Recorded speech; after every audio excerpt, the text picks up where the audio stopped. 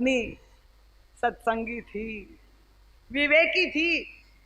देखिए संत हमें दृष्टि देते हैं और वो पत्नी पूर्णांगिनी होने के नाते उसका भी कर्तव्य है, धर्म है। अगर हमारा पति अगर मार्ग से च्युत हो रहा है तो हम भी उनकी अर्धांगिनी होने के नाते, सहधर्मिणी होने के नाते हम उनको सही राह पर ला।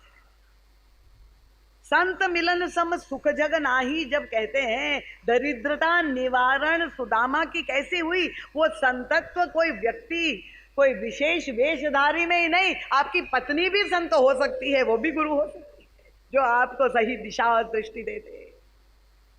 और तब पत्नी को लगा कि महाराज दिन भर आप सब घरों में जाकर के मांगते हैं, तो फिर ईश्वर से मांगने में क्या संकोच है।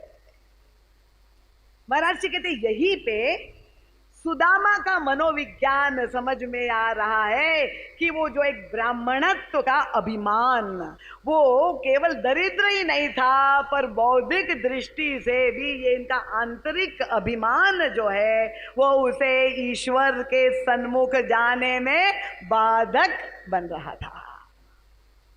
ये जो सात्विक अभिमान क्यों ना हो, साधकों को बड़ा सावधान होना चाहिए। नाना प्रकार की साधना करते हुए हम अभिमान पाल लेते हैं, मैंने इतनी एकादशी के व्रत किए, मैंने इतने जाप पुरस्चरण किए, मैंने इतना रामायण पाठ किया। ये तरह तरह के अभिमान जब हमारे अंदर आ जाते हैं, ये सुदामा भी ब्राह्मणत्व के अभिमान, मैं और मांगू, और पत्नी को तो बता नहीं सका वो जो अंदर का सत्य था कि बचपन में कृष्ण ने मुझसे मांगा था, मैंने नहीं दिया था, अब मैं किस मुंह से जाकर उनसे मांगू, वो संकोच में गड़े हुए। पर पत्नी ने जब तर्क किया तो सुदामा निरुत्तर हो गए। मांगने का स्थान तो एकमात्र ईश्वर है, और इसलिए भगवान आपको जाना चाहिए। अब सुदामा जाने के लिए तो प्रस्तुत हुए, पर फिर भी आप देखिए वहां पर स्थितियां, मैं खाली हाथ जाऊं, मेरे सखा को मिलने जा रहा हूं, वहां भी कुछ देना तो चाहिए, खाली कैसे जा सकता हूं। महाराज जी कहते निष्काम व्यक्ति भगवान को भी देना चाहता है, खाली हाथ नहीं जा सकता। पत्नी ने कहा मुझे कुछ दो, क्या है तुम्हारे पास? वो अंदर गई, एक एक बर्तन खोले, बज रहे थे ठन ठन। गोपाल अब क्या करे, बाहर गई, पड़ोसी के पास जहां तहां मांग करके 10 प्रकार, ये छत्तीसगढ़ है ना, धान का कटोरा, 10 प्रकार के चावल इकट्ठे कर लिए। और चावल इकट्ठे बटोर करके, अब आज का युग पैकेजिंग का युग है, भगवान को गिफ्ट देने जाना है। आपके यहाँ भी कल मैं देख रही थी, बहुत बड़ी दावत थी, सब बड़े बड़े गिफ्ट पैक लेकर के आ रहे थे, और प्रभु के पास उनको अर्पित करने जाना है। हमारे पास जो श्रेष्ठ से श्रेष्ठ कैसे पैकेजिंग किया जाए। बेचारी सुदामा की पत्नी के पास घर में वस्त्र ही नहीं कोई नया, क्या था खोज रही है, तो वही फटा पुराना जर्जर वस्त्र मिला, बड़ी खुश हो गई। वही वस्त्र लेके वो चावल उसमें भर के पोटली कस के बांध कर देख रही है।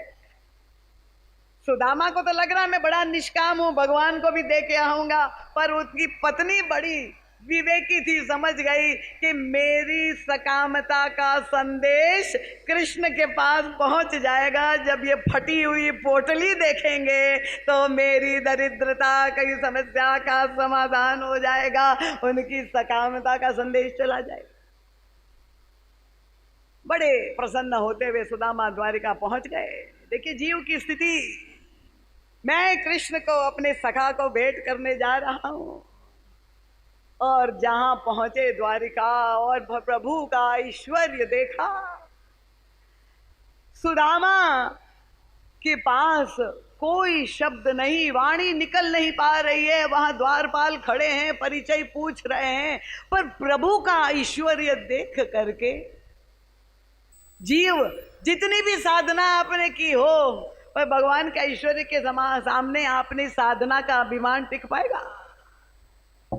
क्या उनकी कृपा को आप अपनी साधना से खरीद सकोगे? महाराज जी कहते यही तो पोटली सुदामा की है। जीव गर्व से लेके जा रहा है कि हम इतना भगवान का भजन किया, इतनी माला किस डाली। ये सुदामा की पोटली इतना संकोच के मारे क्या करे। और तब पूछा गया, परिचय दो। सुदामा ने अपना परिचय भेजा और हमारे प्रभु श्री कृष्ण तो प्रतीक्षा में थे। जहां सुदामा उनके बाल सखा का नाम आया, अब भगवान रुक नहीं पाए, अब धैर्य नहीं रहा, दौड़ पड़े। और दौड़ पड़ के बाहर जा सुदामा खड़े थे, बिना प्रणाम करे उसके पहले प्रभु ने कस के लेके सुदामा को हृदय से लगा, और सुदामा को हृदय से लगा करके प्रभु ले आए। देखिए प्रभु की करुणा, अपने सखा के साथ। और कहां पर बिठाया, कैसे स्वागत किया, अपने सिंहासन पर वो सुदामा को बिठाया। सिंहासन पर बैठा करके प्रभु रोने लगे। क्यों रो रहे प्रभु? किस बात का रुदन श्री कृष्ण को हो रहा है? ये प्रभु जीव की दीनता पे रो रहे हैं। उनके हृदय के भाव तो संत ही समझ सकते। प्रभु कह रहे, हाय सखा दुख पाए महा तुम, आए न इतै किते दिन खोए। हे मित्र सुदामा, तुमने इतना दुख बहन किया जीवन में, पर तुम मेरे पास जल्दी क्यों नहीं आ गए? इतना विलंब क्यों कर दिया? सच में बताइए, ईश्वर आपकी प्रतीक्षा कर रहा है कि नहीं? कर रहा है कि नहीं? आवाज नहीं निकल रहा है किसी का। ये जितने मंदिर है सबके द्वार खोल कर, जहां जहां आपने प्रभु के विग्रह की प्राण प्रतिष्ठा की है, प्रभु आंख फाड़े फाड़े जीव के लौटने की प्रतीक्षा कर रहा है कि जीव मुझसे अलग हो गया है, कब लौट करके आएगा। उसकी दरिद्रता पर प्रभु रो रहे हैं। इतना विलंब कर दिया, इतना दुख पा रहे हो संसार में।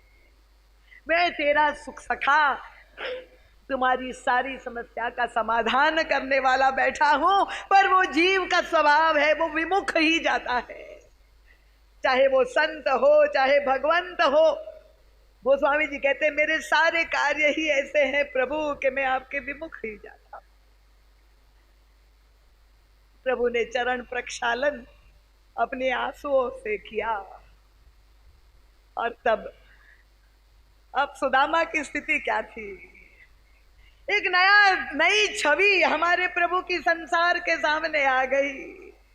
वो पोटली जो बड़े गर्व से देने के लिए आए थे, अभिमान से भरे हुए, आज सुदामा की स्थिति थी कि वो पोटली छिपाए तो कहां छिपाए, और ऐसे बगल में दबा ली कहीं से प्रभु देख न पाए। पर हमारे प्रभु है अंतर्यामी, जब वे करुणा करने पे तुल जाते हैं जीव पर। उसने कहा, प्रभु ने कहा, सुदामा मित्र मेरे लिए क्या लाए हो? साहस नहीं था सुदामा के मुख से शब्द नहीं निकला। नहीं, मैं कुछ नहीं लाया।